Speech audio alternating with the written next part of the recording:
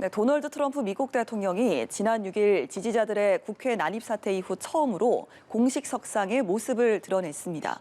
자신의 선동 책임을 부인하면서 민주당이 자신에 대한 탄핵안을 발의한 것이 정치적 마녀 사냥이라고 주장했는데요. 네, 워싱턴 연결해서 소식 들어보겠습니다. 이경희 특파원.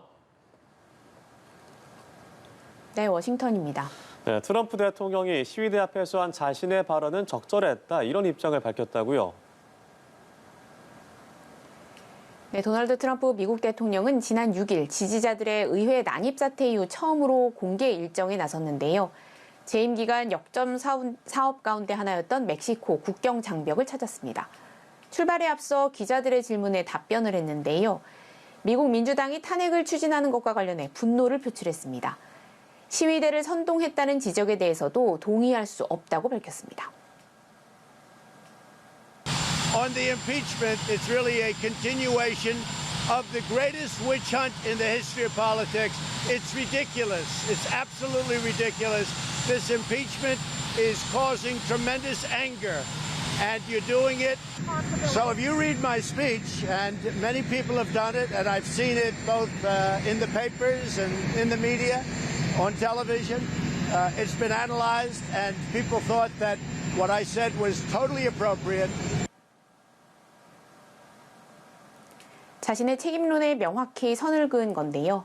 다만 시위대의 추가 행동 가능성을 의식한 듯 폭력은 항상 피해야 한다고 덧붙였습니다.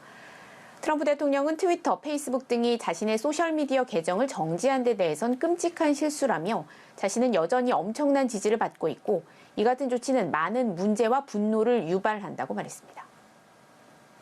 네, 트럼프 대통령 폭력은 안 된다고 말했지만 지지자들의 움직임은 심상치가 않습니다. 구체적인 행동 계획까지 알려지면서 극도의 긴장감이 흐르고 있다고요. 네, 어제 비상령이 선포되면서 워싱턴 DC는 오늘부터 경비가 한층 더 강화됐는데요. 다음 주 취임식이 열리는 의회와 백악관 주변은 이미 차량 출입이 통제되기 시작했습니다. 그도 그럴 것이 트럼프 대통령 지지자들의 움직임이 심상치 않은데요. 민주당 코너램 하원 의원은 CNN 방송에 출연해서 트럼프 대통령을 지지하는 수천 명의 무장 극단주의자들이 취임식을 앞두고 연방 의사당 주변을 포위하는 음모를 세우고 있다고 말했습니다. 4천 명 무장 세력이 의회를 포위해 민주당 인사들이 취임식장에 들어가지 못하도록 하는 것을 논의하고 있다면서 총을 쏠 때와 쏘지 않을 때와 같은 교전 규칙까지 내놓은 상태라고 전했는데요. 이들은 조직화된 집단으로 스스로 애국자라고 생각하기 때문에 이 일에 전념하고 있다고 덧붙였습니다. 연방수사국 FBI도 워싱턴 DC와 50개 주 의사당에서 무장 시위가 계획되고 있다고 경고하면서 시위 주체 일부가 극단주의 단체 소속이라고 밝혔습니다.